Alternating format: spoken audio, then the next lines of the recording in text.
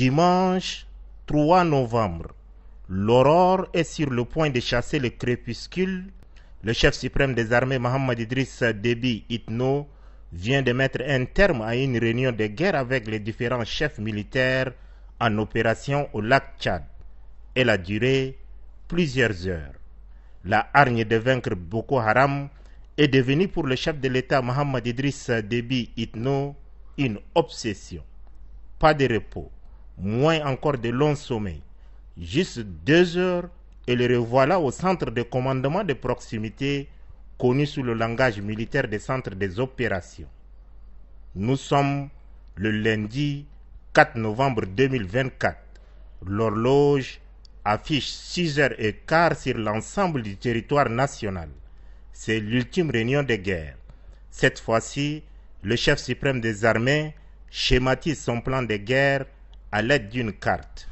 Debout, bâton de commandement en main, il dévoile en grandeur nature au chef militaire son plan de prise en tenaille de l'ennemi. Pendant que le président de la République instruit et oriente, les forces dédiées à la lutte antiterroriste sont héliportées directement sur zone, les routes étant submergées par les eaux de la crue montante.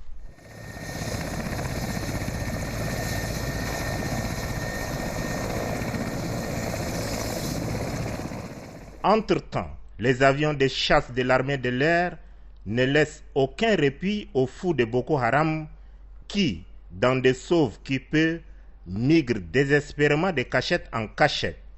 Les refuges fixés sont systématiquement pilonnés, les obligeant ainsi d'errer. Une chose est certaine, ce nomadisme lacustre des terroristes est éphémère. Permettez l'expression, la sortie du dernier kata est imminente. C'est une question de jours. Qu'il pleuve, qu'il vente ou qu'il neige, l'armée nationale tchadienne sortira victorieuse de cette guerre asymétrique à elle imposée et son chef suprême Mohamed Idriss Déby Itno y tient fermement.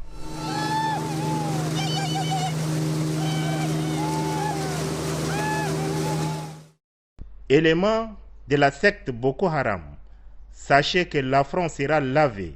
Les intrépides soldats de l'armée nationale tchadienne vous colleront à la peau comme un ascanite.